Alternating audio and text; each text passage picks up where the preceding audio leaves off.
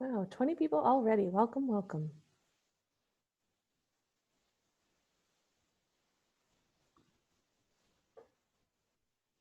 Hi.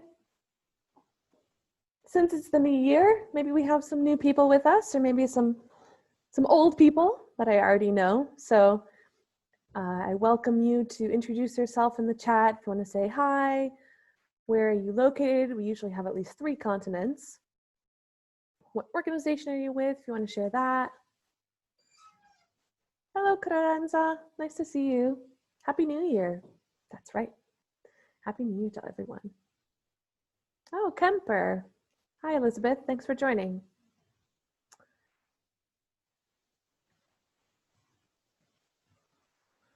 Just gonna get this rolling here.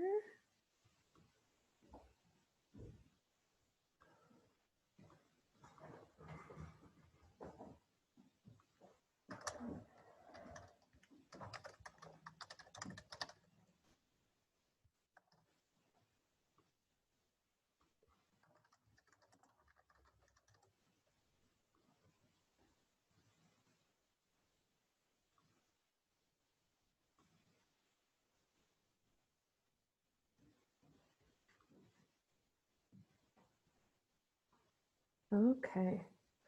Happy New Year. Hi, Laura. Nice to see you.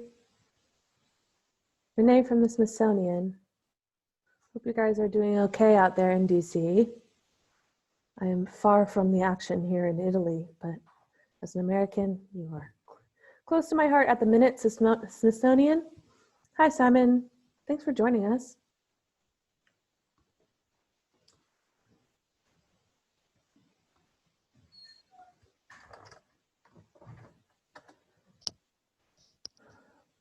Hi, Maura. Thanks for joining. And Natasha, Art Institute of Chicago. Always good to see you. Hi. Oh, Renee, I will have some gelato for you, even though it's supposed to snow here perhaps soon, so it's not quite gelato season. Any excuse, any season is gelato season. Did I ever tell you about when I was visiting Florence with my mother? It was her first time there, and we found this gelato place, and we kept going back every day for strawberry and chocolate, and it was so good that on the last day of our trip, we were crying. We were like, let's never bother having ice cream again unless it's gelato from this place. Oh, that's so cute, but also so sad. It didn't last long. Yeah, sure. But you do think of that place whenever you have ice cream, I'm sure. There is. Hi, Eve. You do realize, though, how pathetic normal ice cream is once you've had really good Italian gelato. Well, that's great, managing a private collection of old masters. The dream, right? Yeah. That's pretty good. That's all I wanted to do when I was studying. Fragola e limone, yes, definitely. Strawberry and lemon. Those are the ones. For anyone just joining us now, we're all just saying hello in the chat, wishing Happy New Year, tentatively. I think putting last year behind us is probably for the best. Oh, the Kemper is making a showing today. 2 of you here. Welcome, welcome. Yeah. Hi, Lee. Thanks for coming. Lockdown London. Yep. Not loads of fun, but hey. Hello, Karen. Your colleague or other Harvardian colleague will come up today in conversation. Harvardian. I don't think I've just made it up. What do you call someone from the Harvard world? I think Harvardian sounds appropriate. We'll go with that.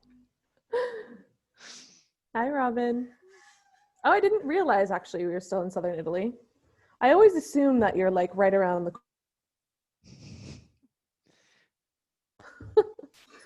There you go. Karen likes it. Hopefully it'll catch on. Okay, great. Art Gallery of Ontario, welcome. Yeah, I remember speaking with you guys a few years ago, a while back. Susan from Westlake. So I think we're going to jump in now. Greetings to everybody, and even to those I didn't get to. But from what I could tell, we have 3 continents covered, so sorted. Pretty good. Yeah. We've met our quota for the evening. I'm pretty excited about what we're going to be talking about this evening. It's just Annika and I. So for those of you who don't know us, I'm going to make the same joke I always do, which is my name is not hello, it is Mackenzie. And I am the CCO of Artitech, and Annika here is our CEO and founder. Hello, everyone. Good evening or morning. And we have now been running ArtEvolve since last April. So it's been almost a year. And we were really looking forward to kicking off 2021. We're still going strong with this series. We're now doing it every other week, for those of you who haven't seen. But we're going to continue through this year. And what we're going to talk about today is last year and everything that came with last year and all the changes and the flux of 2020 that happened in the art world. So, and hello, Verity from Rockbox. Nice to hi. see you here.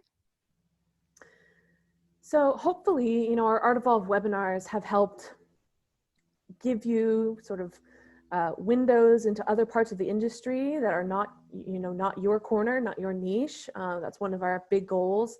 Another part of our sort of focus for ArtEvolve last year was to kind of open transparency in the industry and really look towards progress. And what does progress look like, not just in the context of technology, but also in the context of every other function of the art world. So how can we move forward together?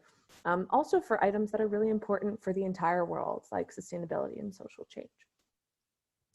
So absolutely. And a big part of why we talk about all these things is because all of our clients and our entire community is the art world. It's all of you, and so we want to ensure your long-term success however we can. So, well, and also I think this one thing the pandemic has given us is a time for introspection. Yes.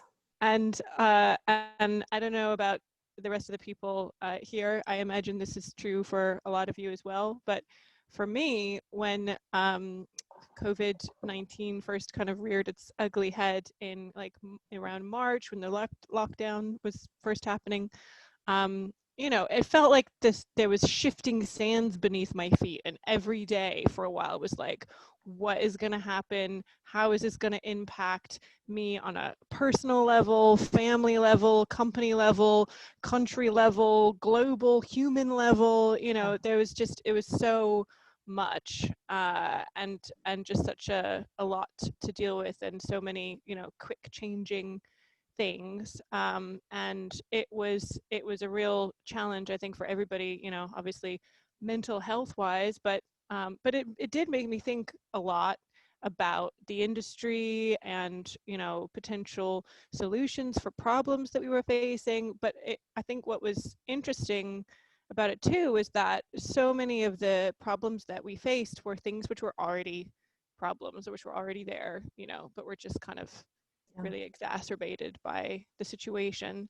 And so if you're trying to look on the bright side, which is something that I do, and I'm sure a lot of you too, at least it helped us kind of deal with some stuff that needed dealing with anyway. And I feel that happened to me, in my house on a personal level with my partner and with Artitech. We spent a lot of time in the spring creating our own, digital marketing processes. You came on board, this ArtEvolve started. We've always wanted to do this kind of thing rather than just like running around the world, from art event to art event, going on to the next one before we've properly leveraged the last one, spending lots of money and time, getting very distracted and not knowing if we were really making the most out of our bang for our buck all the time. And, it was kind of hard going. And so I think, but at the same time, we were really concerned about putting all our eggs in the digital marketing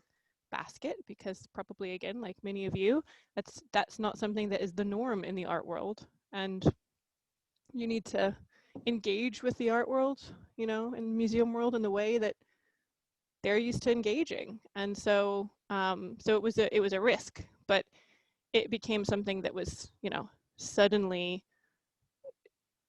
vital during the lockdown. And so it was a great opportunity for us to do something and put energy and resources in something that we had wanted to for years.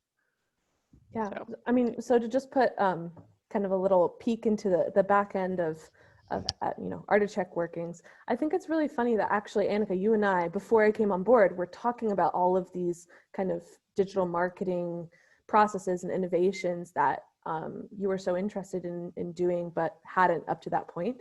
And then the pandemic started, and then I started.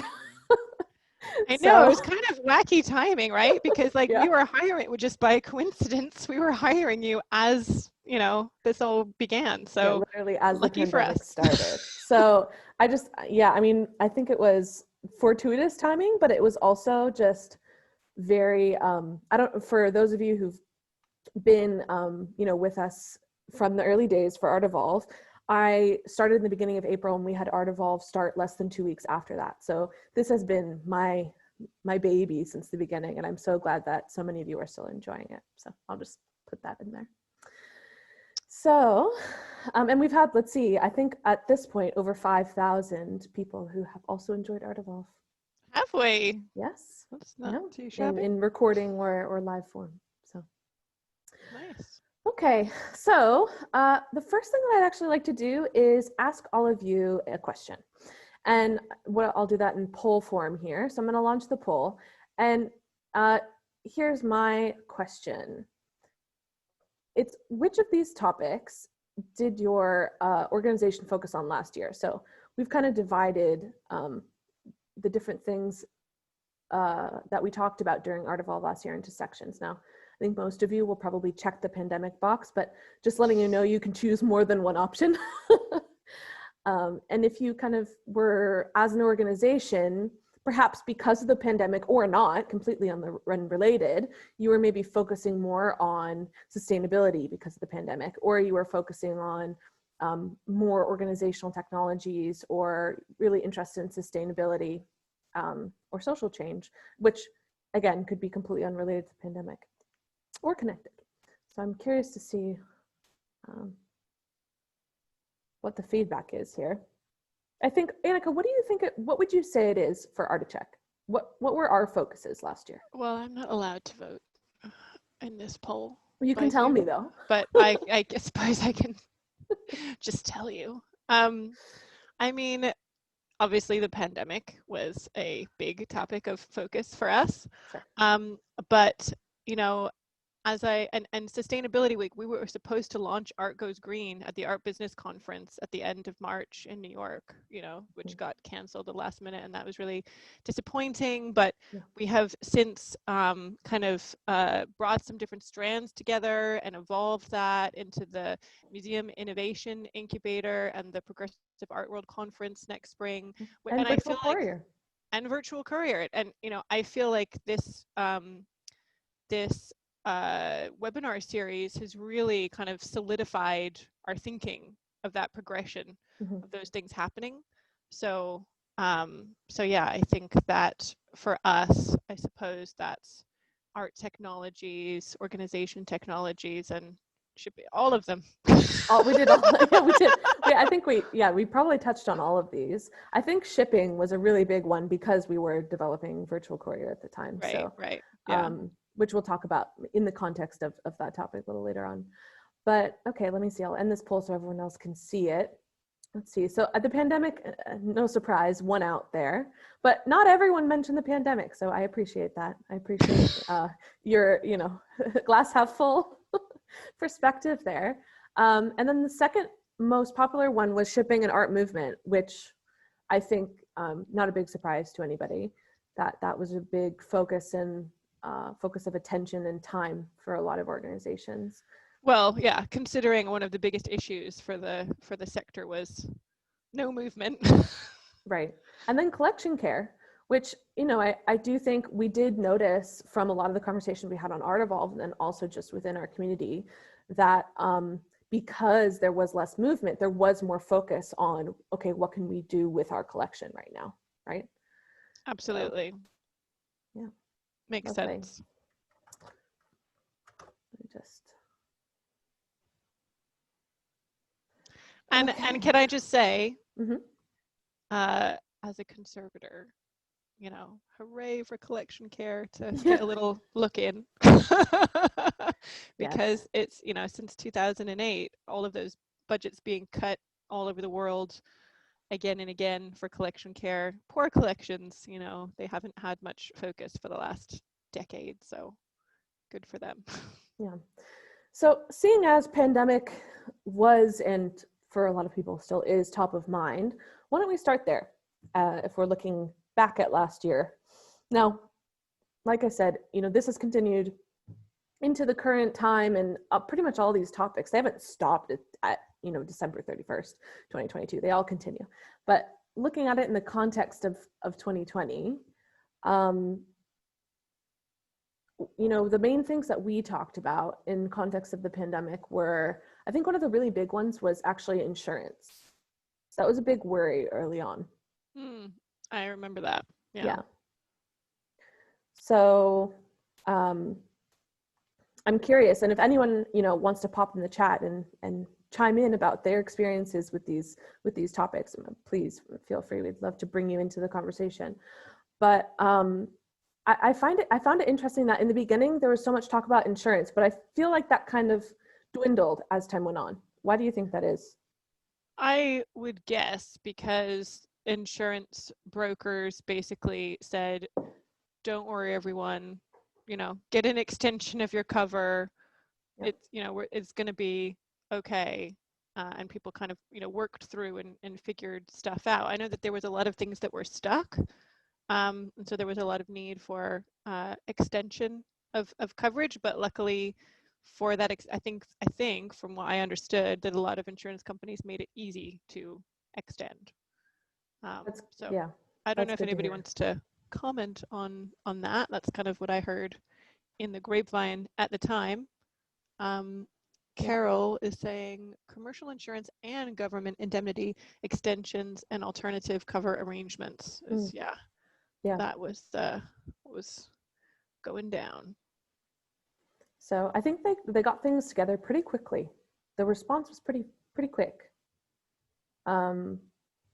Acute issue with resolutions that sort of smoothed things out quickly. Yeah, I think it was definitely a spike that happened at the beginning because everyone was concerned about things that were stuck or other related issues, and then that was resolved. Right, understandably. Yeah. So, and then at the end of the year, we also looked back on pandemic predictions, which were really looking at the reality of art world tech adoption in 2020. So we I think there was a lot of sort of predictions made at the beginning of the pandemic of people saying, oh, well, you know, the whole art world, we're going to get into virtual reality, or we're going to do, you know, all of these really amazing technological things in this period by being remote. And, you know, some of them happened, but not all of them. Right. I mean, I think in those early days, a lot of people, you know, like me, were kind of feeling these shifting sands, wondering which way things were going to go, how they were going to continue or not, how they were going to survive, what was going to happen. And so I think one of the actually kind of nice things about that period was thinking way more out of the box and big, and, you know, deep diving, and not taking anything for granted, and just saying, you know, being open to the possibilities. Yeah, a lot more open than I think people normally are. And one of the things, you know, it's interesting now to look back on that time, and you know, just what we were all thinking about. I think, for example, the model of you know, the museum that keeps expanding and has this, you know, collection, 90% of which is in storage, and then there's all these things touring all the time. You know, it's not very sustainable on so many levels, not, you know, on an environmental level, on a financial level. And I think that there's been a lot of, I guess, highlighting of that, of a systemic kind of issue that already existed, but that was kind of, yeah, definitely easy to see with hindsight that this isn't like not going to work forever. And on the commercial side, I think that e-commerce was a really big, you know, game changer. And also on, you know, for a number of museums too, who opened online shops in the wake of the pandemic. So yeah, who knows about good online museum shops?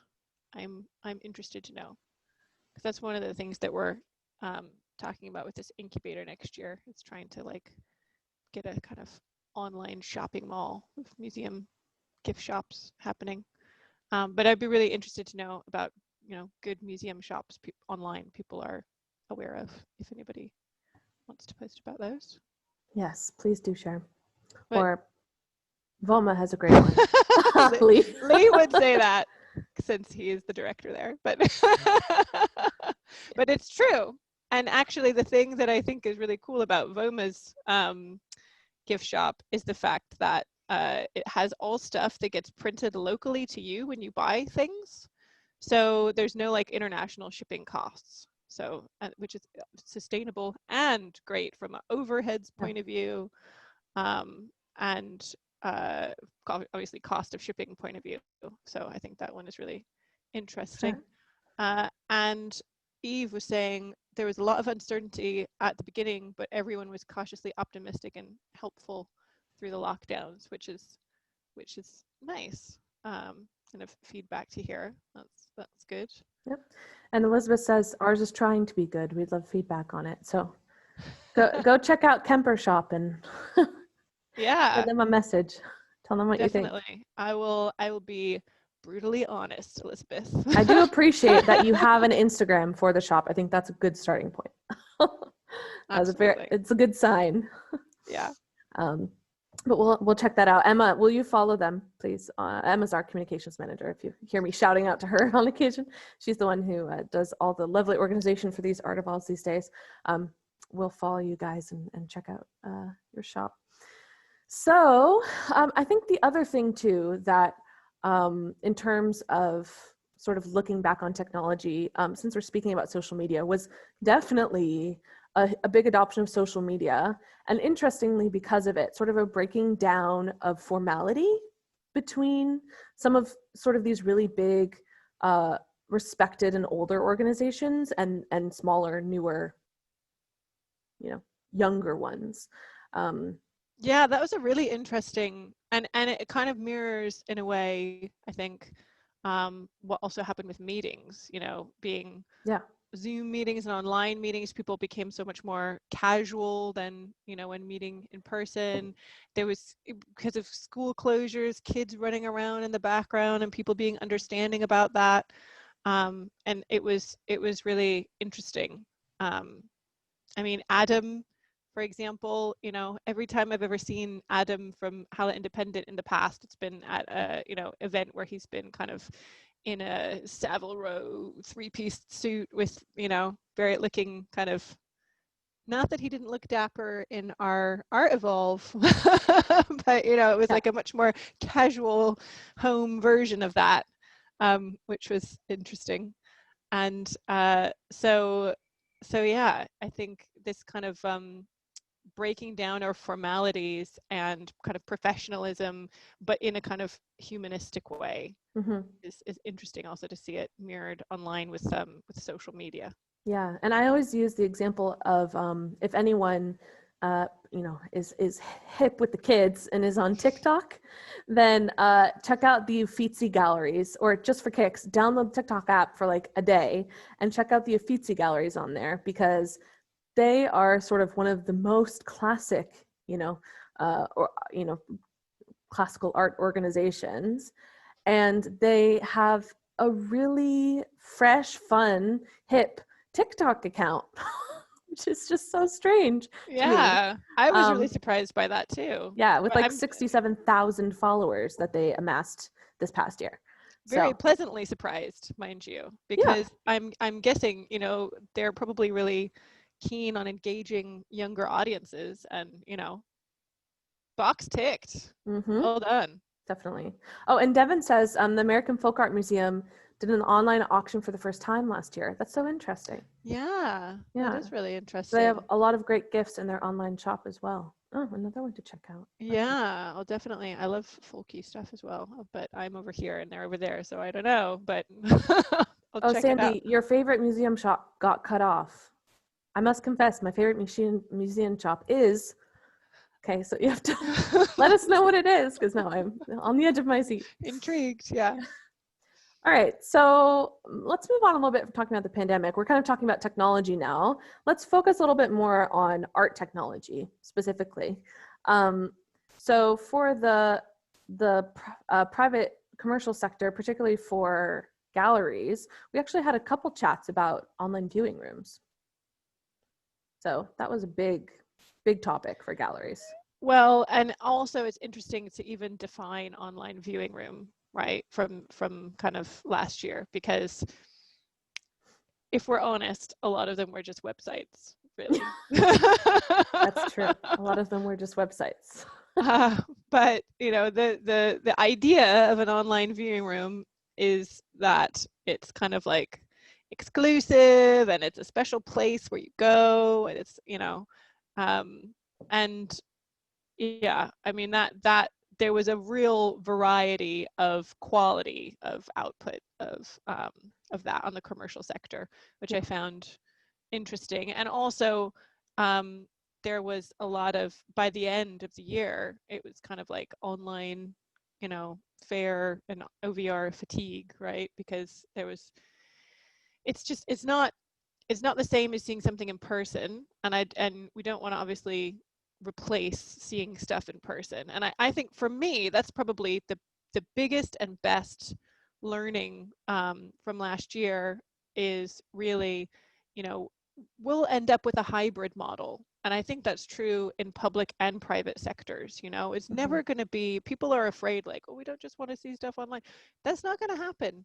You know, but online is a great discovery place, and it's a great place to learn more about things that you maybe then go see as well in person. Well, and augmented reality, the idea that, you know, you go see something in person and then you can also hold up your smartphone and it gives you details on that work. Right. So. And not just that, but also you can see, like, I'm trying to remember the name now of that new initiative. We were speaking to him, and I think he's gonna be on here next month. What's his name? Matt. Anyway, he was doing the one doing the scanning stuff. Do you remember him? Oh, 3D scanning. Yeah, the 3D scanning. So you have an augmented reality app where you, if you're a buyer, a collector, and you've got the 3D scan of like a sculpture, it's in the app, and you can kind of look at it in augmented reality in your garden and say, oh, that looks nice. We're in the west corner of the garden. Yeah. You know, they've been using Tomorrow that technology. Contemporary. Tomorrow Contemporary, thank you. Yes. They've been using that technology for interior design to say, you know, this desk looks nice in my office for a while. And he's teamed up with an interior design guy, I believe, for this. And I think Lisson Gallery are already doing it, and Stephen Friedman, I think, are some of his early kind of adopters. But who, by the way, were our first gallery customer too. So kudos to you, Stephen Friedman, for being on it with technology, embracing. Yeah. But I think that, you know, that's quite interesting. And it doesn't mean that you have to like not see something in person, especially if you can, because, you know, it's in your town or where you are, or you're traveling somewhere where you'll be able to see it. But we also should remember it opens up such a much wider audience and reach, you know, the world. And it's so much more kind of democratic as well, because there are still so many people living in places where there are not world-class museums within, you know, traveling distance, easy traveling distance. And I think also the other way where, you know, those of us who live in the US and Europe, we often sort of get a very singular view of what is sort of art that's worthy of being put in museums, and a lot of time it may come from the West. So I think going the other direction too, where art that comes from other parts of the world that, you know, we may not be as exposed to, we get access to that too, you know, on our end. Yeah, and to that end, I was really impressed with Batchu from Art Represent, and Mhm. you know, that platform, which we highlighted before Christmas, hoping that people might utilize it for their Christmas shopping. And I got a print from my dad, which is going to be from there, which is one of my favorite ones on there. That's going to be from a Tibetan photographer. That's going to be delivered shortly, which I'm excited about, and I never would have known about or seen had it not been for Bachu. So we're a little behind on comments. Let me just go through here. So Sandy said that her favorite museums are all the London museums, those shops, all those shops. So I agree. For a long time, this is kind of like very specific, but my favorite museum shop was the Tower of London. Okay. I'll tell you why, because they actually built it historically into the Tower of London. So it's not like a glass box next to the monument. It's actually built into the space.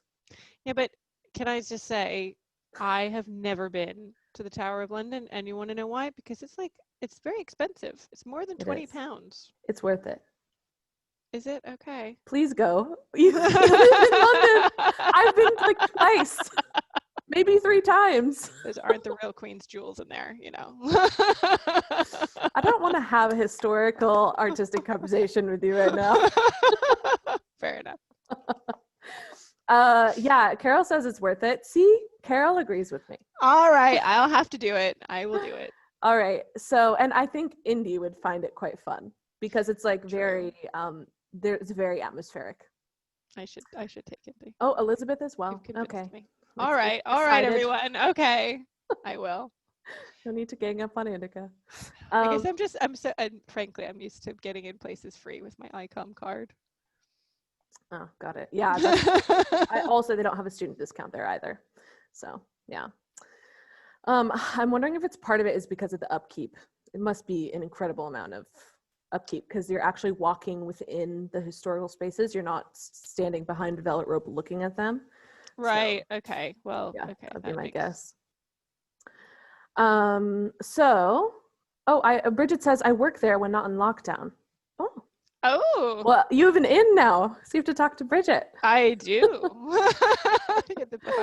I love the behind the scenes tours, Bridget, anywhere I go, so I'm always after. Yeah. And Verity says it's amazeballs, so that's the highest form of praise, I think. Absolutely. All right. Well, it's happening. If you get the Historic Royal Palaces membership, you can see all of them. It's much more reasonable, divided amongst several sites. Okay. Pro tip. That is a good tip. Yeah. I'm an English. I'm a National Trust and English Heritage member, but I guess I'll add one more to my roster. I guess they need support. So yeah. So let's see, Susan, just going back up a little bit after that tangent. Susan says, I'm interested in how the conservators are providing online condition exams for potential buyers. So I'd love to know more what you mean by that, Susan, if you'll explain a little bit. Do you mean if conservators are doing exams from afar via like video, or if they're going in situ and providing exams for buyers who are remote? So I'd love to know which one you're talking about. We can chat about that. Yeah, I mean, in my opinion, from afar, okay, that's tricky. I think it's much easier to have the collector be the remote one, or the buyer, rather than the conservator. But if that's impossible, and you can have someone who is there documenting things for you to then look at remotely, then obviously, you know, that's better than nothing, right? So it depends on how well you're able to document it. And I did not intend for this to be a plug for our future product, but we are just about to launch Virtual Conservator, which includes video, so that you can video an object in the round as part of a condition report. and then share it with someone else remotely. And also, Susan annotate said it before you. the, I guess video sent or controlled by the conservator. Very smart, Susan. Yes. yes, indeed. So, yeah. So, a shameless plug aside, if happy to talk about that elsewise if you'd like. So, going just a bit further into art technologies, I think we've talked about it from a lot of directions. I might move on, but the one thing I did want to just mention again is we mentioned briefly, but is VOMA, because they are, we had a whole ArtEvolve with them, and they're also one of our partners for the conference. It's going to be where the conference occurs, right? So hopefully they can get that conference auditorium built. Yeah. Lee, no pressure. Yeah. Yeah.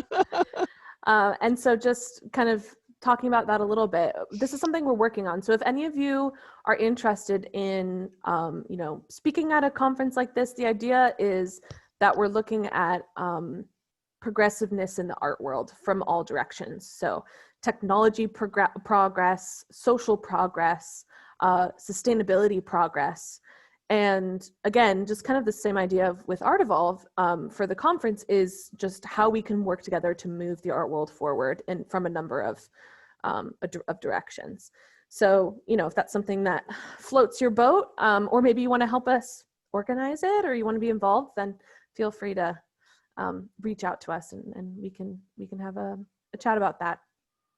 So let's move into a little bit shipping and art movement. So this was one quick other thing about the conference. Yes. Also, alternatively, if you feel like you or your organization really need help from a conference like that, or from learning from mentors like that, we're also going to be launching a museum innovation incubator, and we'll be taking applications in the run-up to the conference for it. So if you would like to be on the waiting list for more information about that, let us know. And by the way, when we say we, you're welcome to reach out directly to ArtEcheck, but we is not just ArtEcheck, it's the organizing committee for this project. So it's not a commercial endeavor. It's very much. It's a non-profit endeavor. Yeah. Yes. So let's talk a little bit about shipping, because I think that was the second biggest item on the list that people focused on last year. And that actually, I think it was the first, no, it was the first or the second. We had two big fine art shipping ArtEvolves. The first was with Adam at Arta. And the second one was with Simon Hornby from Crozier and Fred from Crown Fine Art. And so I think that it was the second one that was the biggest ArtEvolve that we've done up till now. It was like we almost filled the room at 500 participants. It was insanity. So that I think it definitely struck a nerve with people, right? Clearly. Yeah. And that was summer. I think that was like July. So what do you think, Annika? How do you feel now that we're in 2021 about, looking back on July? In terms of how people were thinking about transit? Yeah, shipping and art movement and the concerns. I think that a lot of those concerns that people had then, still exist, which is like, what if something gets stuck in lockdown and it's abroad? Are we going to scrap all of this work from these projects, that we've been working on for years? Are we going to push them out for several years, or are we going to try and chance it and see if we can, get it to still happen? Will museums still be able to open during this time? I mean, a lot of the concerns are still there. Some of the things have been managed. I think people were talking a lot about, COVID protocols for kind of safe transit as well. Yeah. And I think a lot of that has been worked out more or less. Yeah, I think that was a big concern, definitely. Also, how some shippers had to like retrofit their vehicles and things like that in order to actually follow along so that they could socially distance with each other. There was a concern about high touch surfaces and using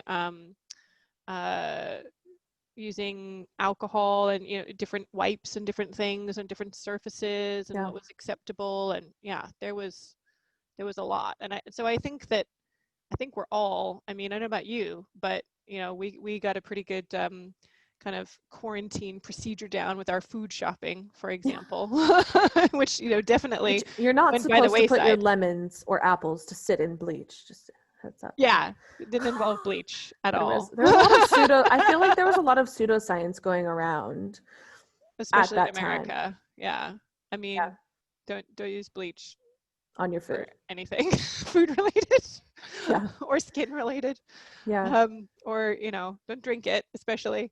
And yeah, there was a lot of pseudoscience out there, but, you know, there was also a lot of good information sharing in the industry, and I think that there was a lot of, you know, generosity and sharing and a kind of sense that we're in it together. And actually, one of the other things for me that I thought this would be a really good opportunity for, and still do, is more and better collaboration between the public and the private sector. You know, here at Articheck, we serve both sectors of our customer base, but I know, having worked in both in my own career, that they are very siloed and very separate, generally speaking.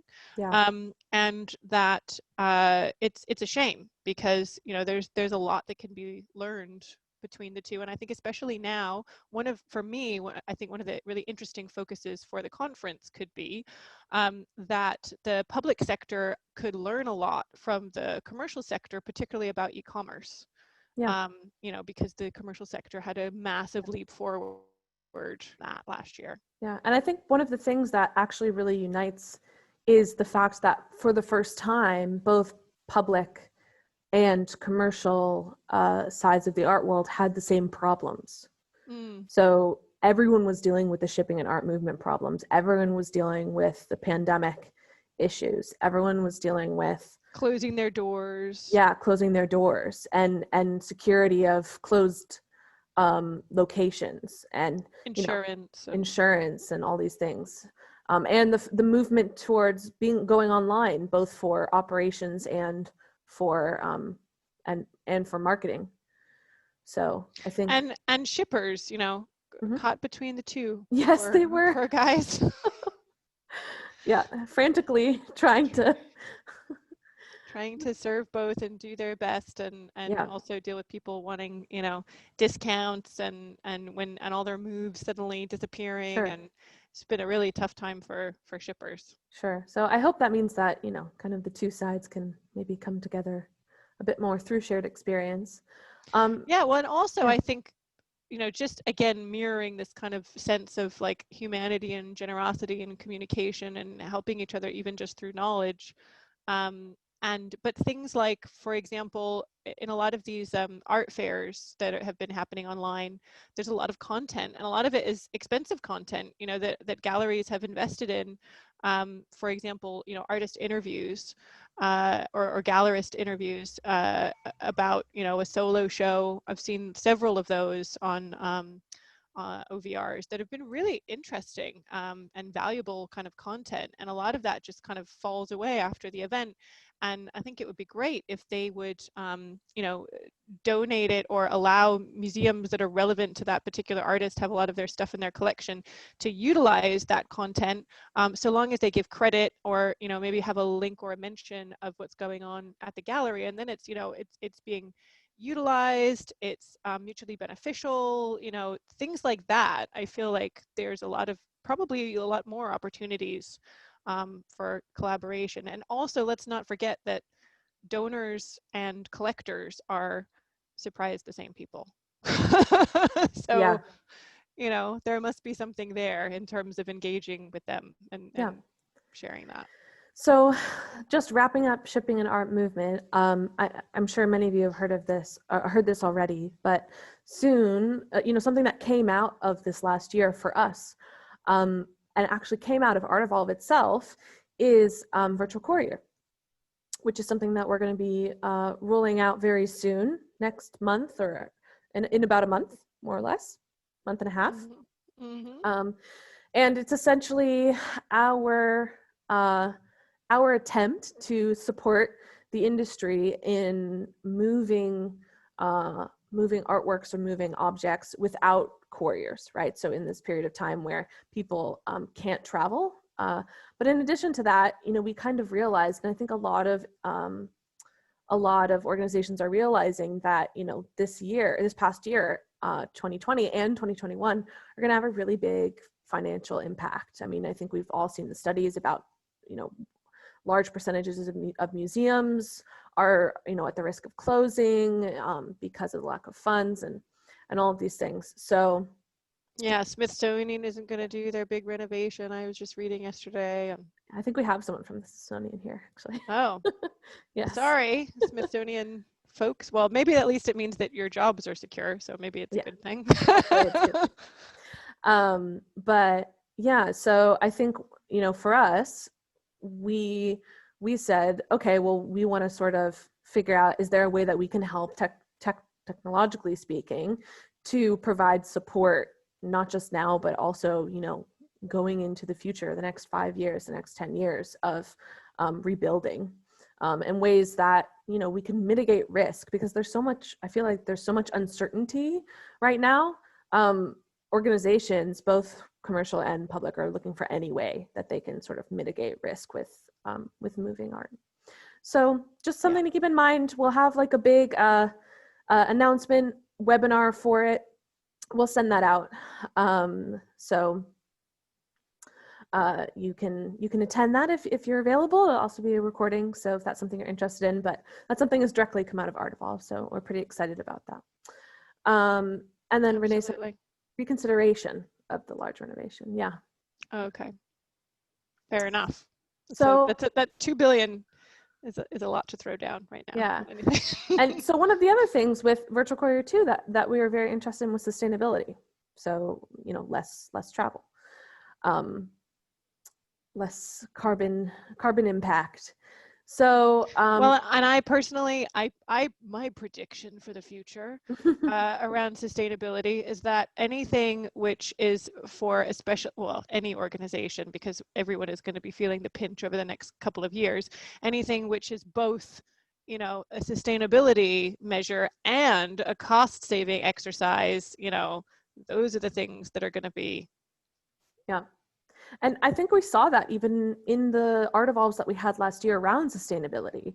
Pretty much every single one of them, and we had 3, all of them were about sustainability, but they also very much focused on items that were also cost saving, things you could do. So the first one we had, I think, was it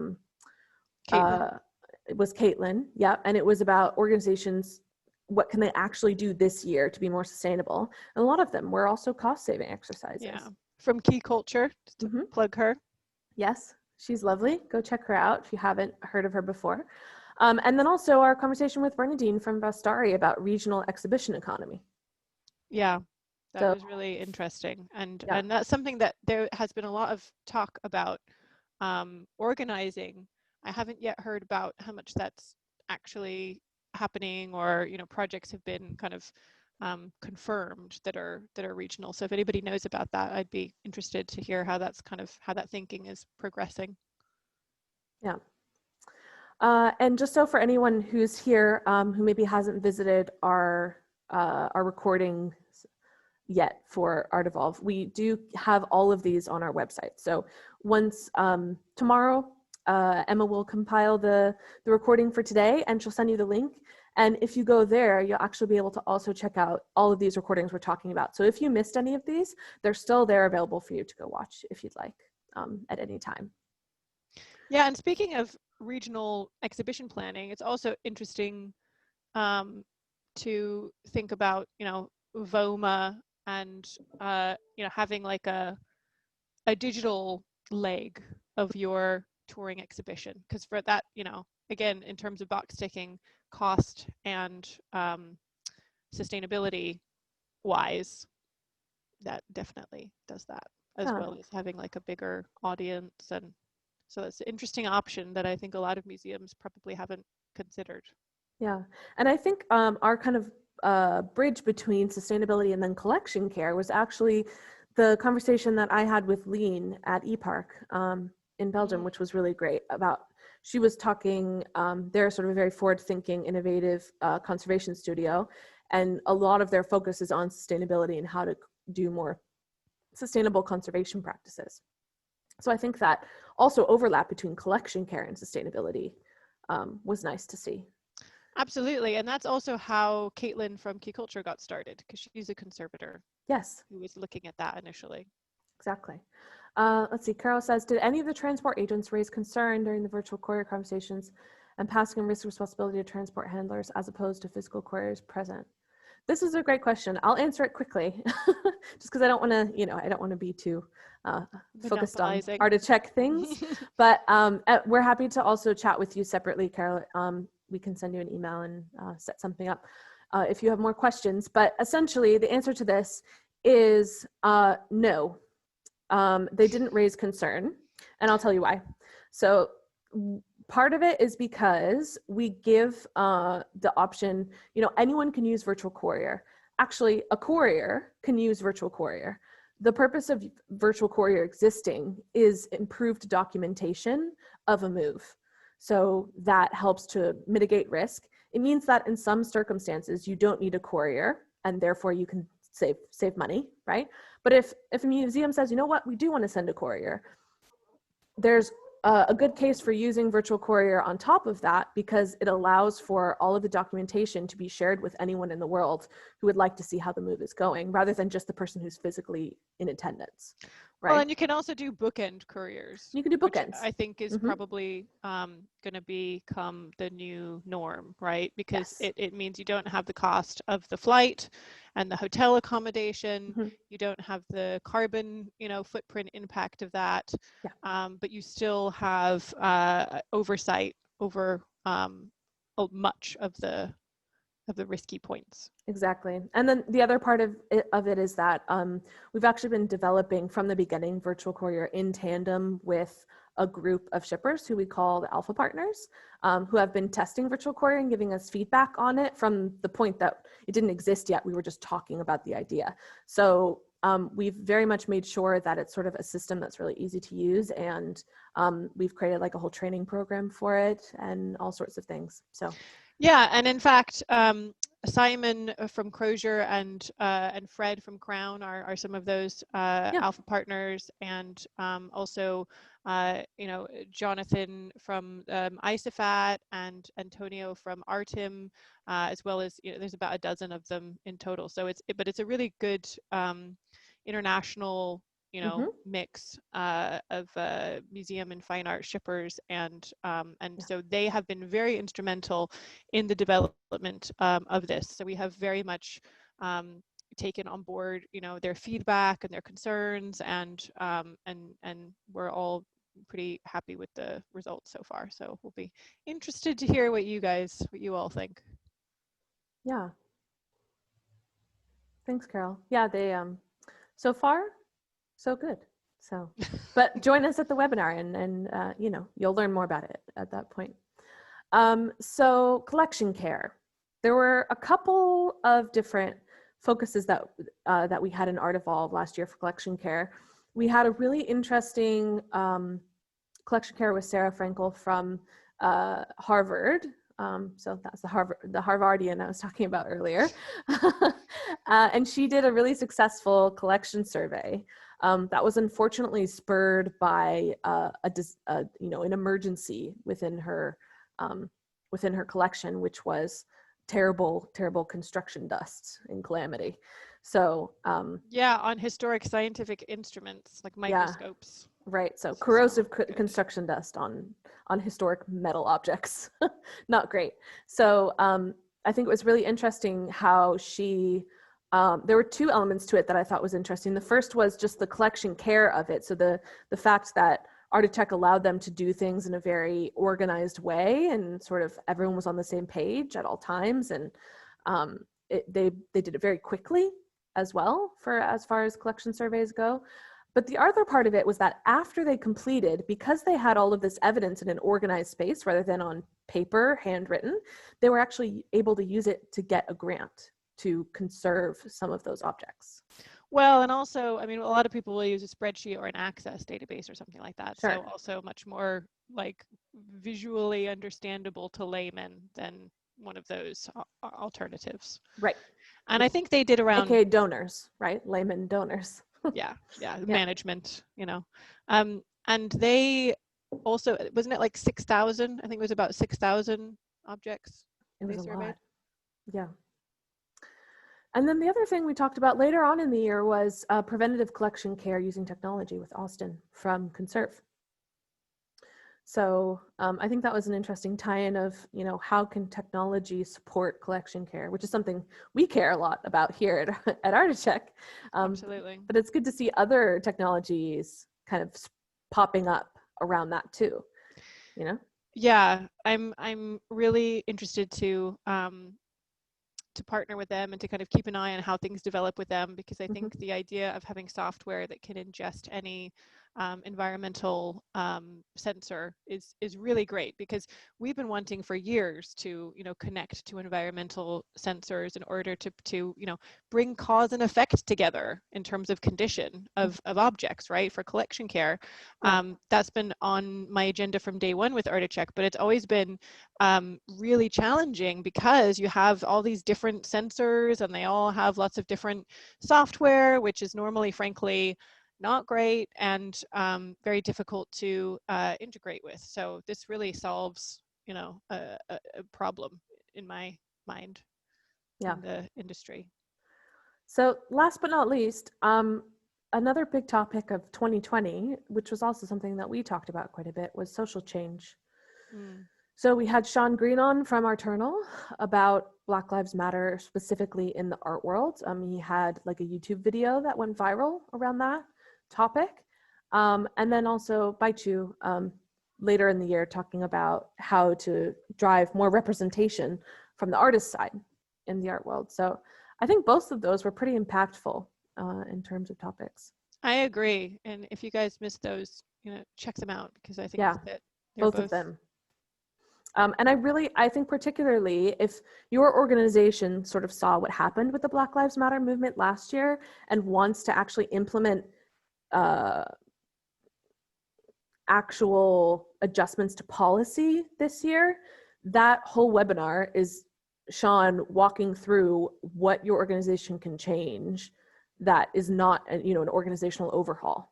So you can sort of go through that particular webinar and say, oh, that's something that we can do. Let's do that this year, rather than, us just sort of waxing poetic about the movement. It's very practical, which was a big focus of ArtEvolve generally.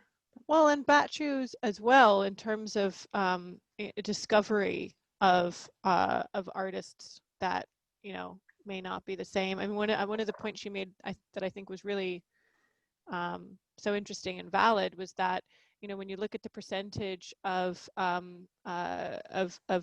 artists that are represented in exhibitions and in sales, I think she was talking specifically about sales.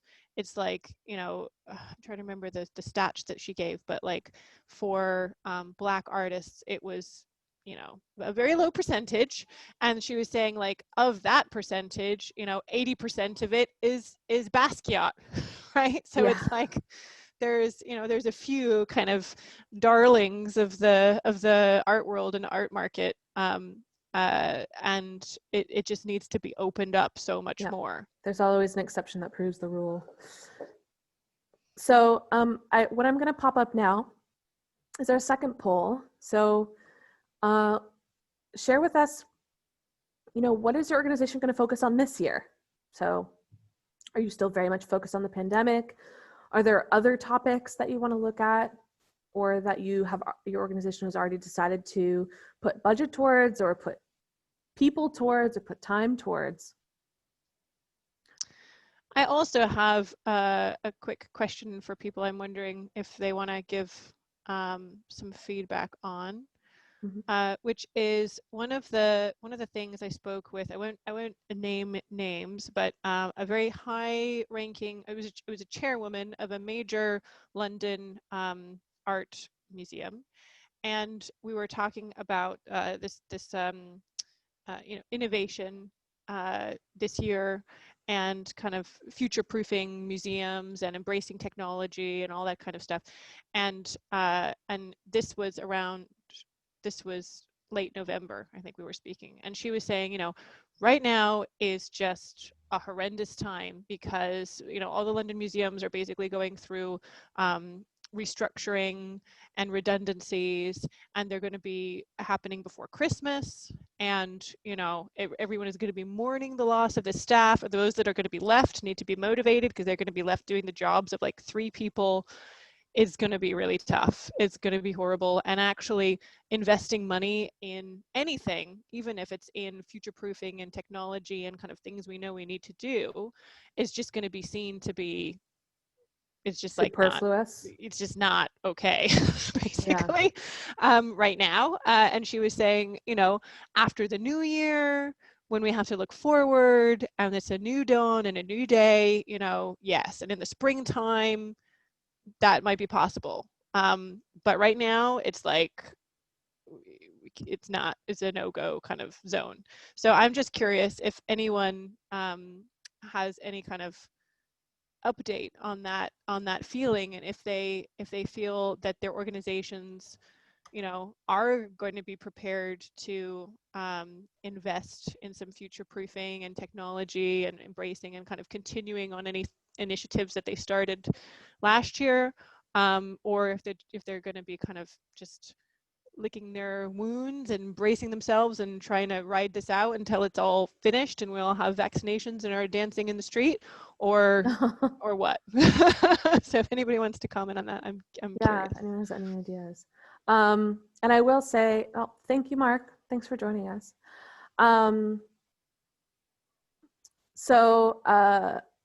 Just so that everyone knows, we're just in terms of ArtEvolve, I think we're going to continue talking about some of these topics. We're going to maybe bring in some other ones, but these are pretty wide topics, so we can do a lot of different things on them. We're already booked out for a couple months, but if you have anyone that you'd like to see on the series, then let us know, and we're, you know, more than open to having them come in later on. I think we're already booking for March at this point, so if anyone wants to join us then, or if you yourself have something you want to propose and you'd like to come on, let us know, and we will welcome you. So we might welcome you. We might welcome you. Sorry, exclusive. We might welcome you. So I think we'll wrap up now. We're just about over time. But Diana, just quickly, she asked, what are the names of the shipping companies Annika mentioned? I'm guessing you mean the Alpha partners. We'll talk about them more at the Virtual Courier webinar. But let's see. I don't want to list them off the top of my head because I don't want to miss anyone. I'll say that. So if you join us at the Virtual Courier webinar, then their praises will be sung out. A lot of the major ones. Yes. We can say. The names that you know, hopefully, are on that list. All right. Thanks, Mara. Thanks for joining us. So thank you very much, everybody, for joining us today. It was a great opportunity to look back on everything that has happened up till now in the ArtEvolve world. And we look forward to continue having you on with us in the coming months. Yes, thank you, everyone. And I'm really pleased to see that driving and supporting social change got top marks. Mm-hmm. That's really great. Lovely. Thanks, Carol. All right, everyone. Thank you, everyone. Bye. Bye. Have a good one.